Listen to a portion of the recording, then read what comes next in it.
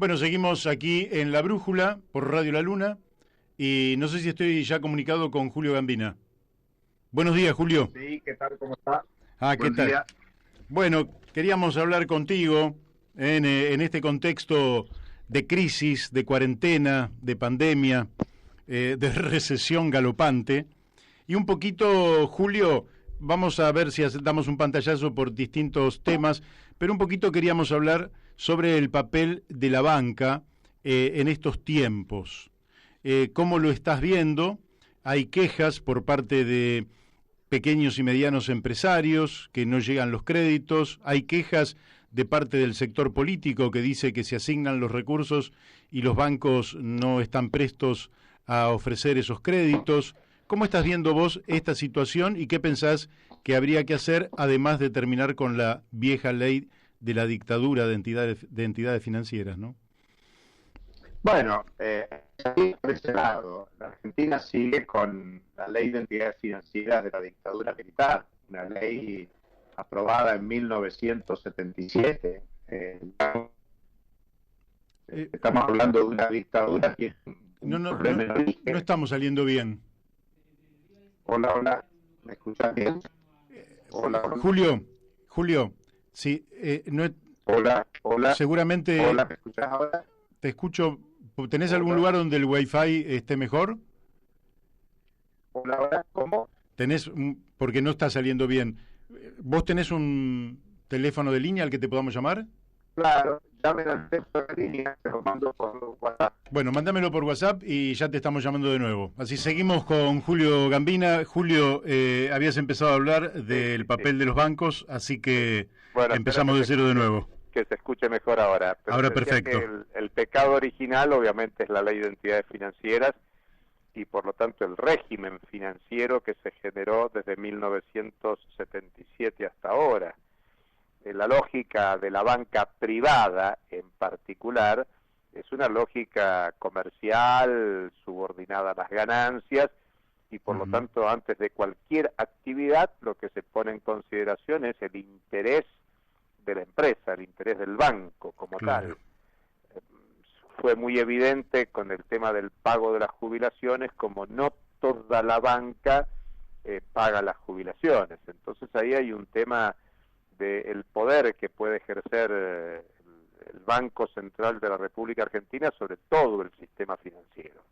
Ujú. También se ve con el tema de las empresas que acuden a los bancos para que las atiendan en esta emergencia pandémica y de recesión económica para créditos. Y muchas veces, bueno, los bancos se curan en salud y lo que hacen es pedir garantías. Por eso se demoraron muchos créditos porque lo que había era una asociación entre las empresas, el Estado y la banca para que el Estado otorgue la garantía.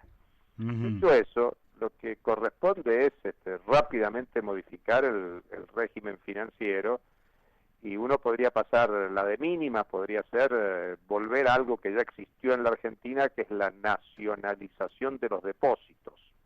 O sea que es el Banco Central el que define cuál es el uso de los depósitos del sistema bancario a través de redescuentos. Ujú. Eso se podría hacer. Existió en la Argentina del 45, en la Argentina del 73, y por lo tanto eso se podría hacer. También se puede ir más a fondo y pensar en un proceso de nacionalización de la banca. Bueno, eso merecería un debate más a fondo. Y más aún, se podría ir a una perspectiva de socialización de la banca, es decir, que no solo la nacionalización implica el control del Estado, la socialización supondría la participación en la gestión de la banca de las trabajadoras y trabajadores en primer lugar, pero también de los usuarios. Claro. Digamos, algo así como que en cada sucursal del sistema bancario en la Argentina, bueno, sean los vecinos, las empresas, los clubes, los usuarios del sistema bancario en general, que en definitiva son los que le dan el dinero de los depósitos a la banca. Cuando vos ves un banco abierto, ese banco funciona, bueno, en una parte determinada con capital propio, pero los recursos que que presta, con lo que hace negocios, son los depósitos de las personas, empresas que depositan en ese banco, con lo cual el banco es quizás una de las empresas más socializadas en términos concretos en el régimen económico. Lo que falta es, bueno, ¿quién define el uso de esos dineros? Si vos querés, pasa lo mismo con el ANSES.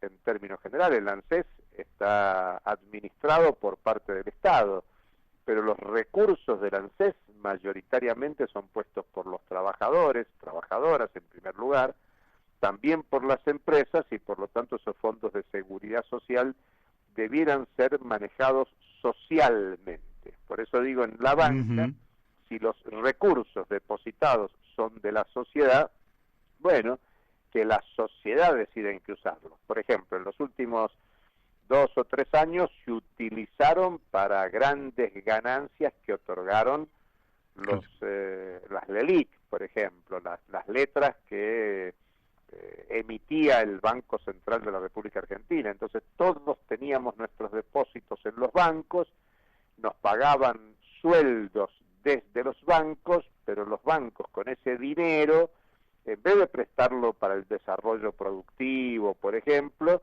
lo aplicaban a inversiones especulativas. Eso fue lo que significaron las letras del Banco Central, las LEVAC, las LELIQ, en los últimos años, y tuvieron ganancias espectaculares, año 2018, 2019, que se consolidaron en cada banco. Estoy hablando de la banca privada, pero bueno, también de la banca pública. Entonces, un mayor control sobre la banca, sería importante que esto se resuelva, como te dije antes. Por ejemplo, para pagar jubilaciones a todo nivel, mucho más ahora que se discute las personas mayores.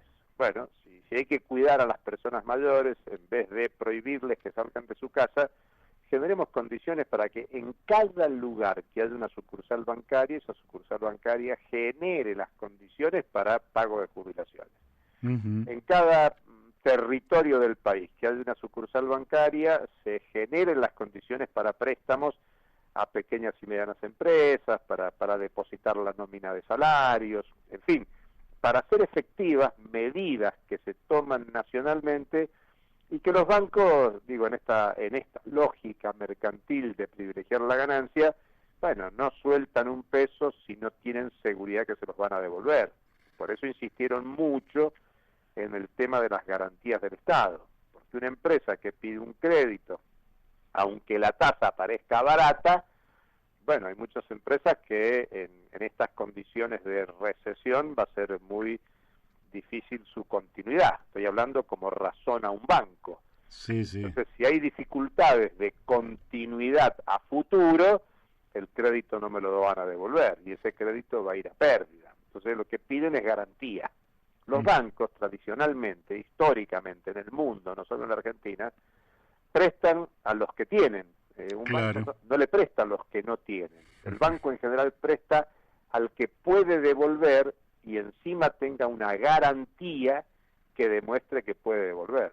Puede devolver por el giro habitual de su actividad económica, o puede devolver porque tiene una prenda, el caso de un auto, o tiene una hipoteca, el caso de una casa, de un terreno, un campo. Entonces, digamos que la banca está pensada en su lógica capitalista para prestar a los que tienen, no a los que necesitan. Claro. Para prestar a los que necesitan, vos tenés que cambiar el régimen financiero, la política financiera, y en todo caso tener claro hacia dónde orientar esos préstamos. Si vos querés reconvertir el aparato productivo argentino, por ejemplo, querés cambiar la orientación de política agraria, y en vez de producir commodities para la exportación, querés producir alimentos para abastecer la necesidad de alimentación de la población argentina y de los países vecinos, bueno, tenés que otorgar préstamos a la economía comunitaria, a la economía familiar, al aliento y al desarrollo de una producción agraria que tenga como objetivo resolver esas necesidades de la población. O sea, modificar el sector agrario en la Argentina. Digo el agrario, pero podríamos Sí. pensar en la producción de medicamentos en la Argentina. Si vos querés no depender de laboratorios transnacionales, tenés que utilizar la política financiera para reorientar la producción de medicamentos e incluso generar vínculos de cooperación internacional con países que tienen avances en este desarrollo. Por ejemplo, el caso de Cuba, que hoy está abasteciendo a países con problemas sanitarios a nivel mundial. Incluso hay una cooperación de provisión de Cuba hacia China. Uno dice, bueno, un país tan chiquito como Cuba puede darle asistencia tecnológica de desarrollo científico, técnico a China. Sí, ese es precisamente uno de los temas que permite que China, con su capacidad industrial desarrollada, produzca muchos aspectos que Cuba no puede, y China abastece en convenios de cooperación a distintos países del mundo a partir de su desarrollo industrial, medicinas desarrolladas en Cuba. O sea que Argentina tranquilamente podría transformar eso, y todos te van a decir, bueno, para estimular la producción agraria, la producción de medicamentos o la producción de lo que quieras, vas a necesitar préstamos. Bueno, Seguro. esos préstamos los puede orientar una política que quiera promover el cambio del patrón productivo, el cambio del modelo productivo, que eso en sí mismo supone cambiar el modelo de desarrollo. Hoy el modelo de desarrollo está basado en la satisfacción del consumo de los que tienen dinero. Vos tendrías que adoptar un modelo de desarrollo que satisfaga las necesidades de la población, y eso supone cambiar el modelo productivo para que no haya tanto desempleo, para que no haya tanta pobreza, para ver cómo optimizar la capacidad de trabajo de las trabajadoras y los trabajadores en la Argentina. Hoy tenés más de un 35% de la población trabajadora en situación informal, tenés más del 10% de población desempleada, tenés más del 35%, seguramente cercana al 40% de población empobrecida. Vos podrías transformar todos esos datos negativos reestructurando el proceso de trabajo en la Argentina, discutiendo, por supuesto, generar otros tipos de bienes y servicios producidos por el conjunto de la sociedad para resolver esos problemas sociales. Y para eso hace falta crédito. Ahora, Sí. si lo dejás en la lógica del mercado o en la lógica de razonamiento de un gerente o decisor de política financiera que está mirando su hoja de balance y quiere mostrarle a los accionistas excedentes, renta, más allá de cualquier crisis sanitaria, bueno, ahí nos vamos a equivocar.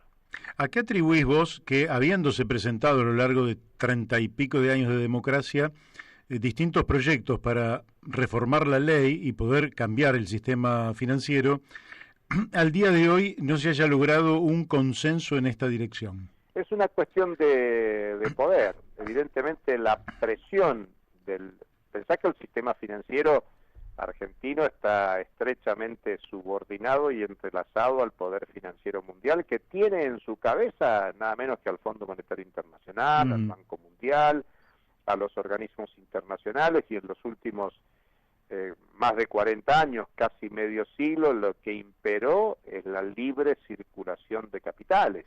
Entonces la perspectiva de apertura económica que generó la dictadura es una lógica de acumulación del capital mundial.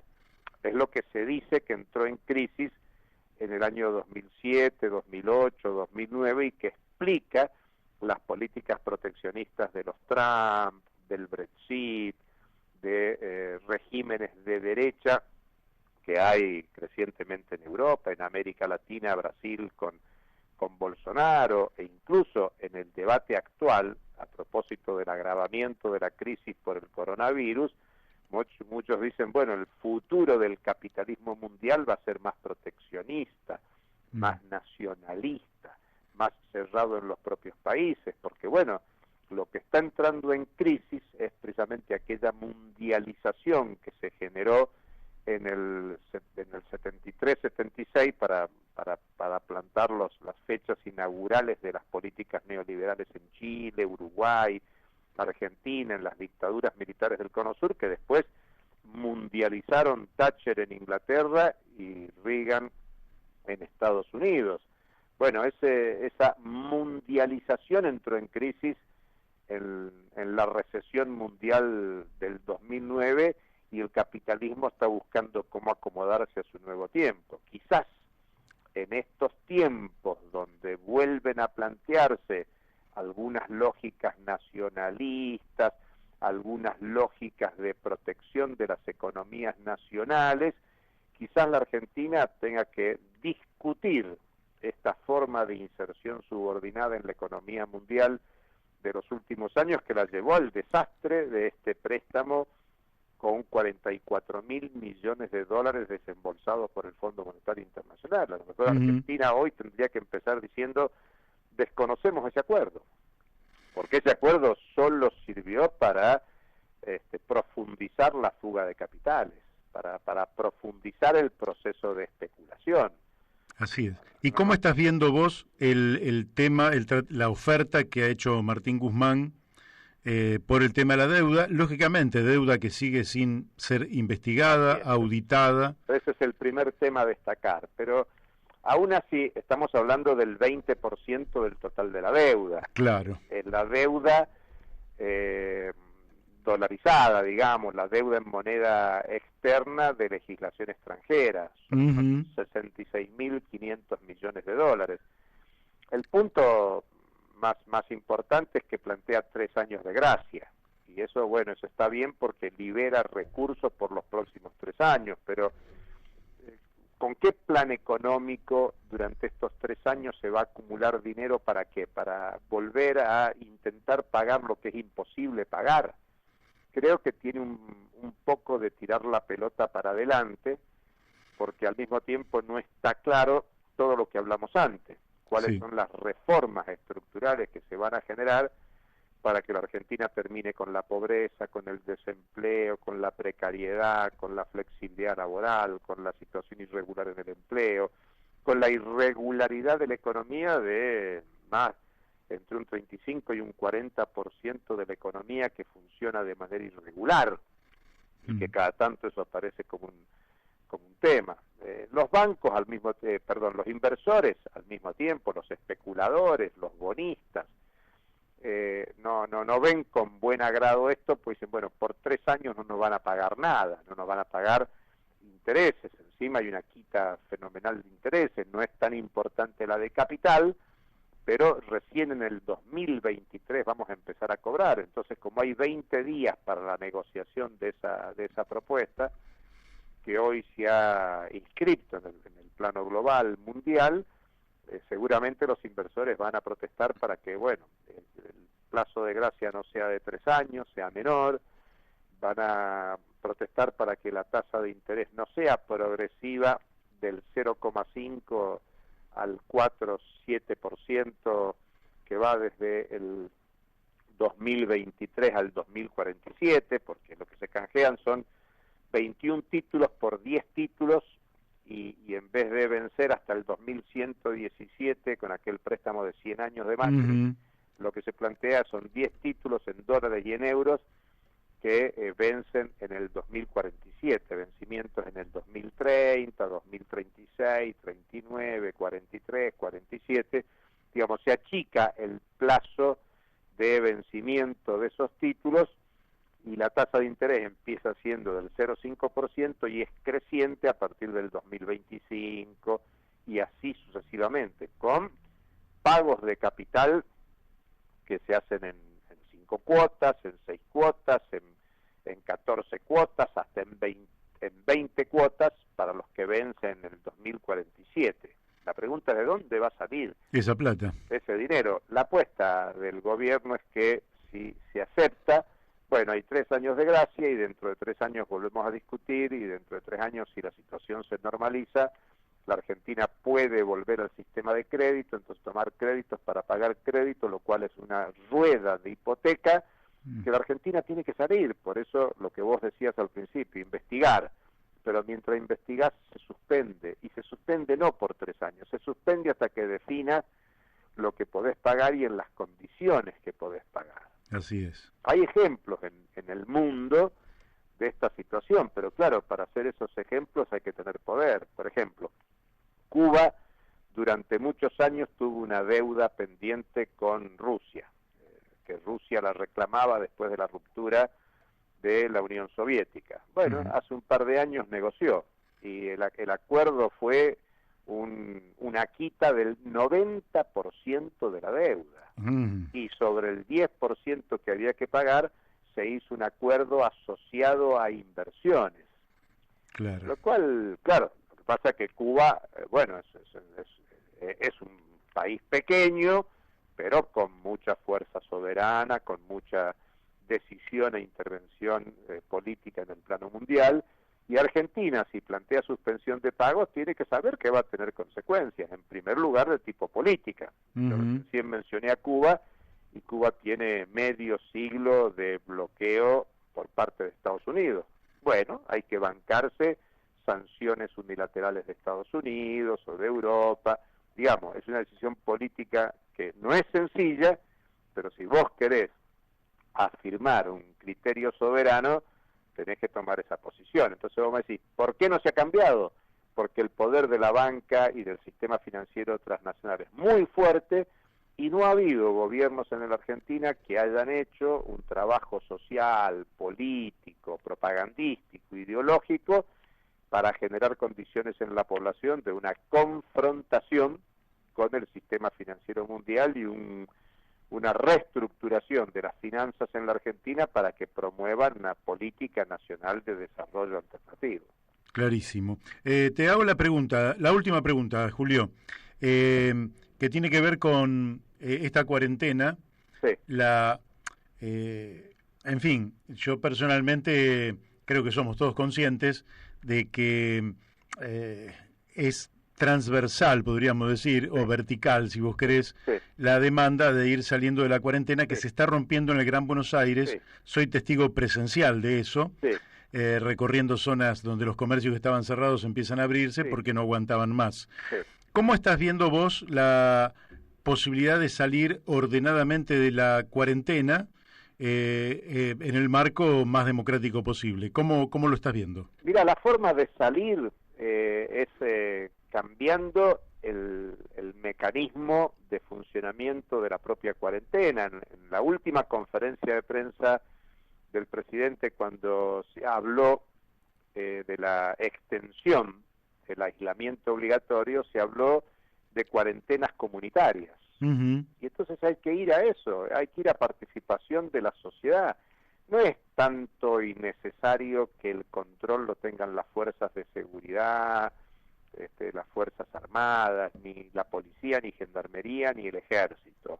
Vos podés organizar mecanismos de cuarentena comunitaria que incluya la capacidad de producir colectivamente, socialmente. La Argentina tiene experiencias maravillosas, desde empresas recuperadas a cooperativas de producción, a emprendimientos autogestionarios que existen. No es que tenés que desarrollarlos, formarlos, lo que pasa es que hay que darle poder a esos emprendimientos para que haya una capacidad comunitaria para resolver cómo se produce y al mismo tiempo generarle las condiciones de seguridad. Es lamentable, por ejemplo, que la Argentina está siendo destacada por la cuarentena desde el punto de vista sanitario, pero es una cuarentena donde los profesionales de la salud no tienen todas las medidas de seguridad y por lo tanto tenemos uno de los mayores contagios proporcionales de trabajadores de la salud respecto de los contagiados en general. Entonces vos tenés que hacer una cuarentena dura, pero dando todos los elementos de seguridad necesarios e involucrando a la población no solo en el cuidado de la salud, sino discutir población por población cómo se generan condiciones de producción comunitaria para atender las necesidades básicas. Volvemos a lo que decíamos de la producción de alimentos, de medicamentos, y generar, por lo tanto, respuestas comunitarias. Al mismo tiempo que extender la intervención del Estado resolviendo las necesidades, y para eso emisión monetaria la que haga falta, suspensión de pagos para no destinar recursos de reservas a pagarle a acreedores, sino atender estas necesidades que estamos hablando, y un impuesto a las grandes fortunas como se está discutiendo, pero acelerarlo y de la magnitud suficiente y necesaria para atender las necesidades de esa población que está desesperada por hacerse de recursos. Así es. Bueno, Julio, te agradezco muchísimo. Ha sido, como siempre, muy claro y un muy buen aporte, por lo menos para las dudas que traíamos a este programa. Así Gracias. que te voy a mandar un abrazo y hasta la próxima. Gracias a usted y hasta cualquier momento. Saludos.